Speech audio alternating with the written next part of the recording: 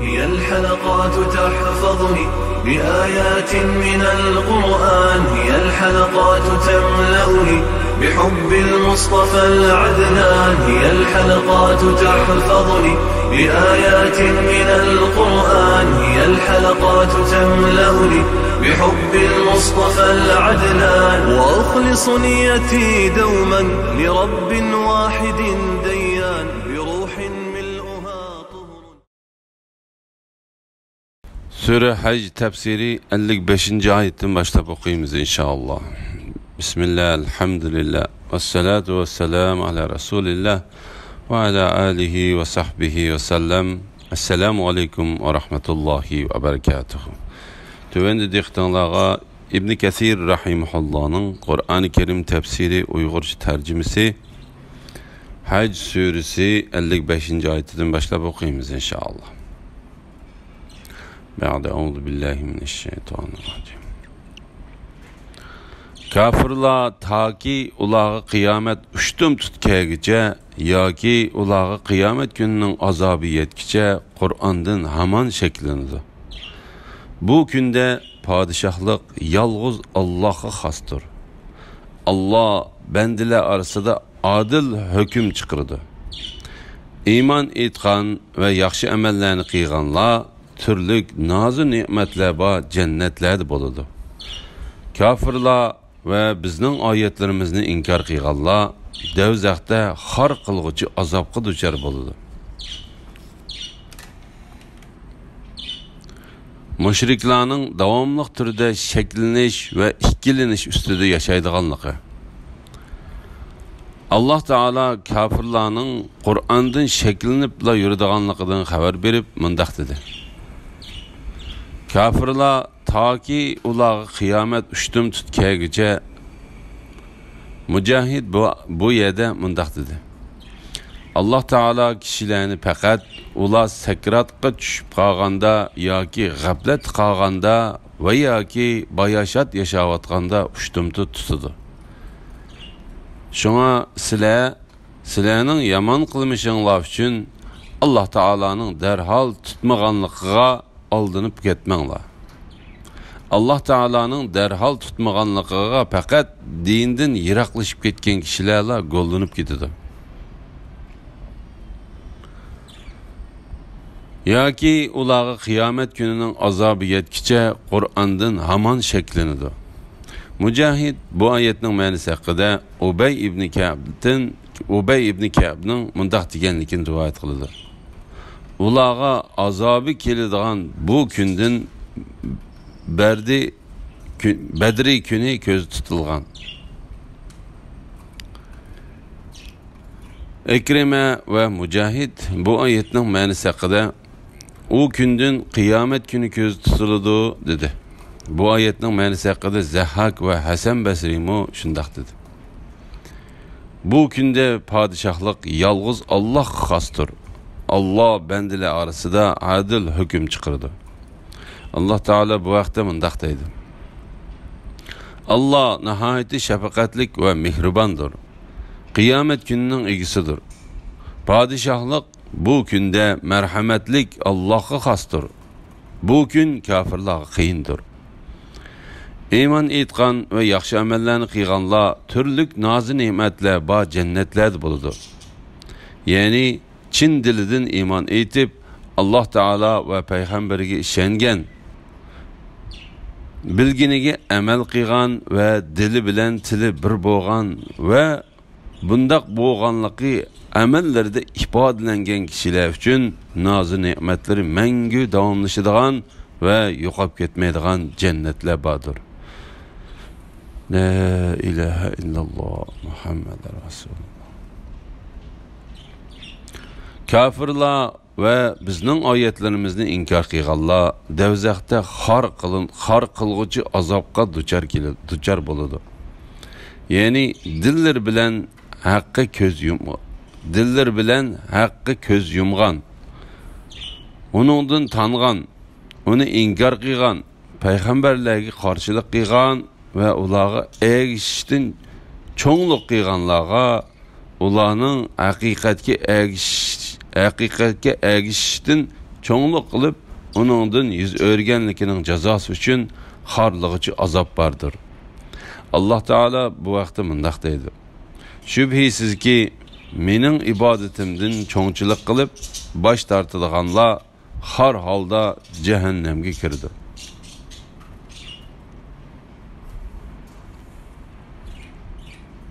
Allah'ның yo'lida hicret qilganlarga, ondan jihad qilib o'ldirilganlarga yoki kasal bilan o'lganlarga Allah cho'qim yaxshi rizq, ya'ni jannatning mangulik ne'matlarini ato qiladi. Rizq bergüçilerinin en yaxşisi hakikaten yalğız Allah'tır. Allah ulanı elbette ulan memnun bulunduğun cayga, yani cennetki kirgüsüdür. Allah hakikaten ulanı memnun kılıdığın nesillerini bilgücüdür. Halimdir. Yani ulanın düşmanlarını cezalaşkı aldırıp gitmeydir. İş mana shundaq. Kimiki qanchalik zulmga uchrab, shunchalik intiqomini olgan bo'lsa, ondan yana zulmga uchrasa, Allah ona cho'qim yordam berdi. Allah hakikaten nihoyat afu qilg'uchidir, nihoyat mag'firat qilg'uchidir. Allah Teala'nın yolida hicret qilib chiqqan kishi, Allah Teala'nın yolida hicret qilib chiqqan kishi uchun katta ajr berildiganligi. Allah'ның yolida hicret qilganlarga, ondan jihad qilib o'ldirilganlarga yoki kasal bilan o'lganlarga Allah cho'qim yaxshi rizq, ya'ni jannatning mangulik ne'matlarini ato qiladi. Ya'ni Allah Teala bu ayette Allah Teala'nın razılıkını ve onun dergahideki katta ecirlerini izlep Allah Teala'nın yolunda hicret kılıp vetinini, xotum balı çakıllarını ve dost buradarlarını taşlap çıkıp Allah Teala'ga, onun peygamberge ve onun dinine yardım veriş için öz şehrinden ayrılıp cihat kılıp yoki cihat kılmay öz əcili bilen ölüp ketken kişilerinin köp əcirge ve yaxşı maqtaşlığa erişidiganlıqıdan ve Allah Teala'nın ulanı xursan qılıdığan cennetinin nazı nimetlerini beridiganlıqıdan xabar berdi. Subhanallah. Allah Teala bu vaqtda mundaq dedi: kimiki Allah yolunda hicret qiladigan, o ziminde çıkış yolu ve kengchilik topadi. Kimki Allah yolida jihad qiladigan, o ziminde çıkış yolu ve kengchilik topadi. Kimiki uydan Allah'ның ve peygamberinin tarafiga hicret qilib chiqsa, ondan yolda ölse, onun ecrini çoqum Allah berdi.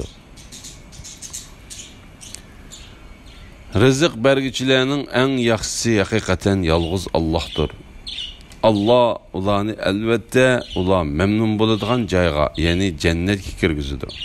Allah Teala bu vaqtda mundaq dedi: agar o meyit muqarrablardan, yani taat, ibadet ve yaxshi ishlarni en oldida qilg'uvchilardan bo'ladigan bo'lsa, onun mukofoti rahat, farog'at, yaxshi rizq ve nazır nimetlik cennet buludu.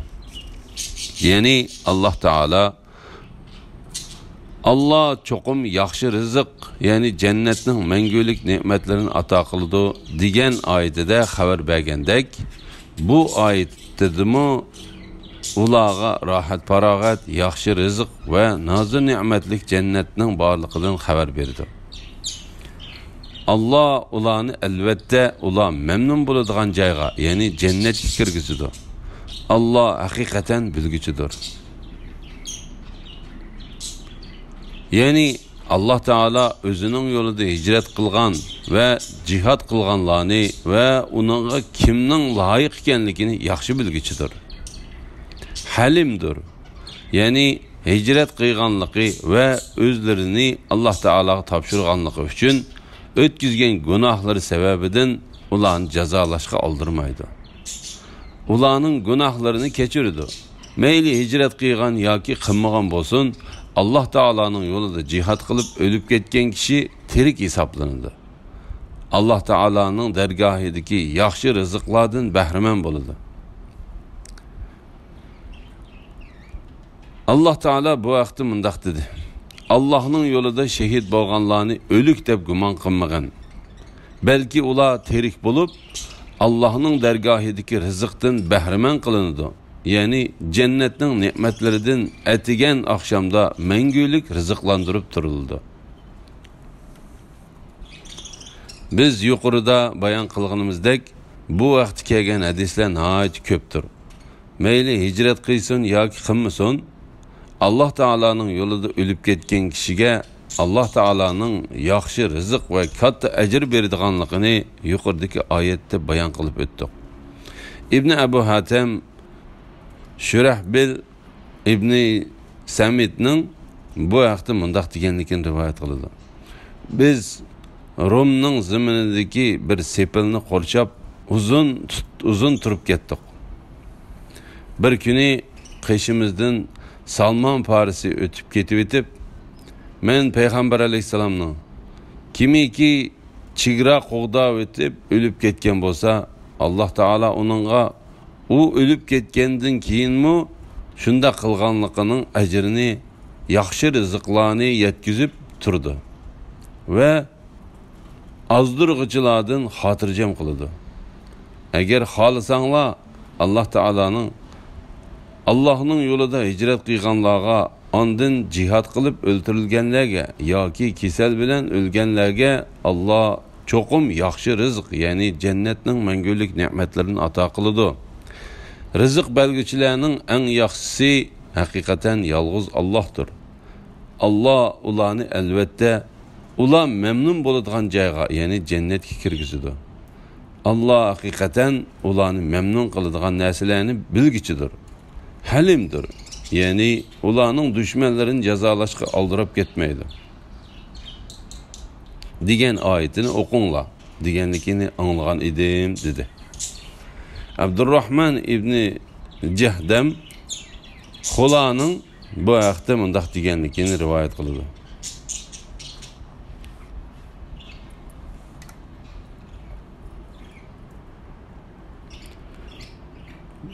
Puzala ibn Ubayd Bahri degan yerda biri menchanoqdan etilgan narsa tegib shahid bo'lib ketgan. Yana biri o'z ajli bilan o'lib ketgan ikki kishining jinozasiga qatnashdi. Ondan Puzala ibn Ubayd o'z ajli bilan o'lib ketgan kishining qabrisining qashig'i berib o'ltirdi. Uningga sen nemişqi şehitning qabrisini tashlab qo'yib, buning qabrisining qishida o'ltirsan deyildi. U qiyomat kuni bu ikkisidan qaysi birisininkiga o'xshash qabrdan qayta turg'izilishimning qiyomat kuni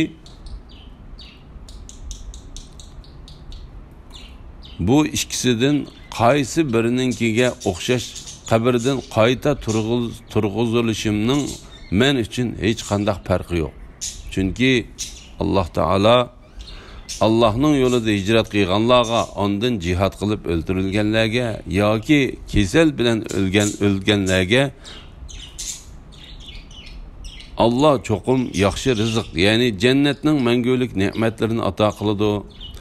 Rizq bergichilarning eng yaxshisi haqiqatan yolg'iz Allohdir. Alloh ularni albatta ular memnun bo'ladigan joyga, ya'ni jannatga kirgizadi.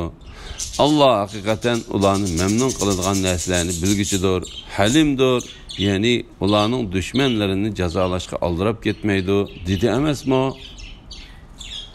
Ey Allohning bandasi, sen o'zing rozi bo'ladigan o'ringa, ya'ni jannatga kirgizilsang va yaxshi rizqdan bahramand qilinsang, ya'ni nimani arzu qilatding? Shunga Alloh taolaning nomi bilan qasam qilamanki, qiyomat kuni u ikkisidan qaysi birininkiga o'xshash qabridan qayta turg'izilishimning men uchun hech qanday farqi yo'q, dedi. Ish mana shundoq. kimki qanchalik zulmga uchrab, shunchalik intiqomini olgan bo'lsa, ondan yana zulmga uchrasa, Allah onunğa çoxum yardım berdi.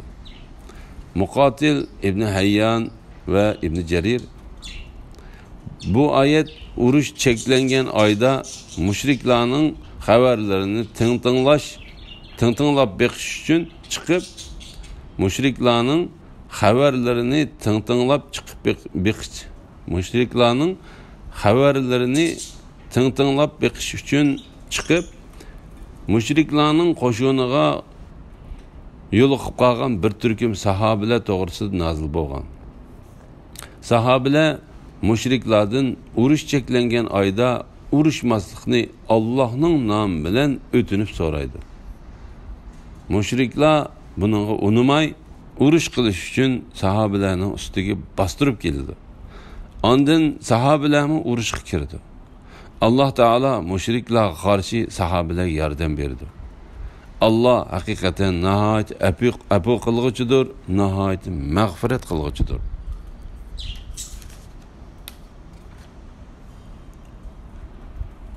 Şu narsa Allah'ның kudretinin alametleridir ki Allah keçini gündüzge, gündüzünü keçiga kirgizidir. Şunun bilen keç gündüzünün uzun qısqa bo'lishi fasillar bo'yicha navbatlashib turdi. Allah bendilerinin sözlerini anlap turg'uchidir. Ahvolini ko'rib turg'uchidir.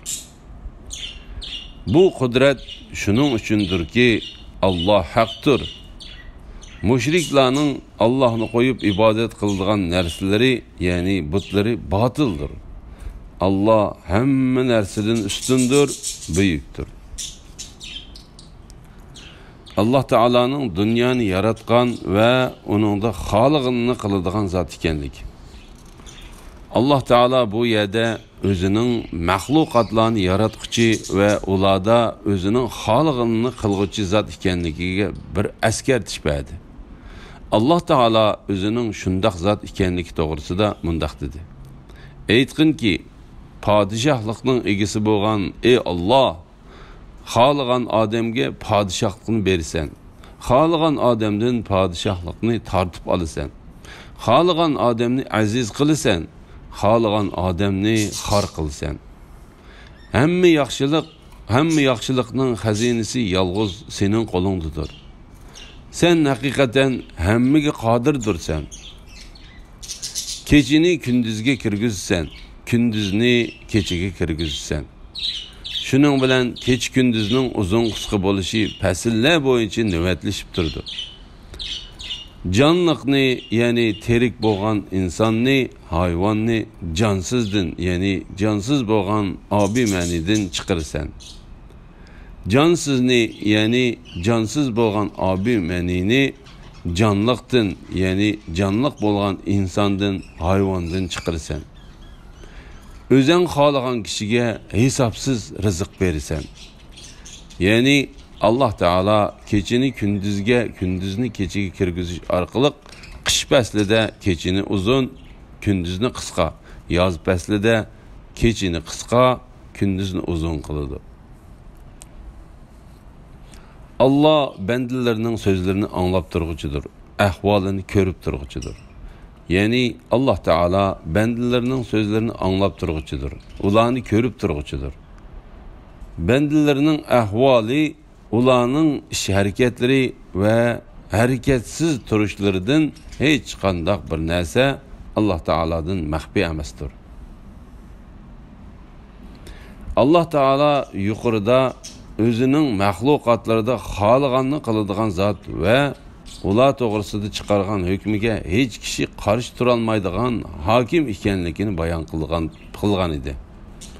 Bu yerde mundaq dedi. Bu kudret şunun uchundir ki Allah haqdir. Yani uningdan boshqa ibodatga loyiq haq iloh yo'qdir. Chunki u xalığını bo'ladigan, xalimig'ini bo'lmaydigan hamma narsalar uningga ehtiyojliq va uningga bo'ysunguchi bo'lgan katta hukmronlikning egisi Allohdir. Müşriklarning Allah'ını koyup ibadet kılıngan nerseleri, yani butları batıldır. Yani müşriklerin çokungan butları, Allah Teala'nın okşaşları dep karıgan nerseleri ve Allah Teala'nı koyup ibadet kılgan barlık nerseleri hak emestir. Çünkü o nerseler birer ziyan keltirişke veya ki birer payda keltirişke ega emestir. Subhanallah. Allah hemme nerseden üstündür, büyüktür. Allah Teala bu vakte mundaq dedi. Allah üstündür, kattıdır. Allah mahfi ve aşkar işlerinin hemmesini bilgücüdür, hemmeden büyüktür, hemmeden üstündür. Yani hemme nesile Allah Teala'nın tizginlişi, hükümranlığı ve kattılık aslıdır.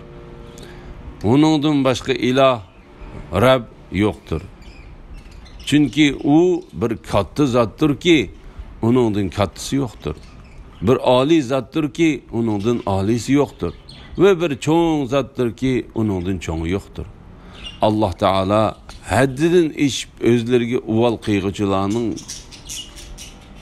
çaplagan böhtanlarından nahayet paktır. Elhamdülillah, Allah şükürler olsun. Yukarıda Hac suresi tefsiriden 62. ayetkiçe anladığınlar. Ahirini keyin qetimliq o'qishimiz davomlashtiramiz inshaalloh.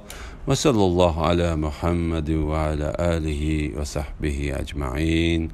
Assalomu alaykum va rahmatullohi va barakatuh.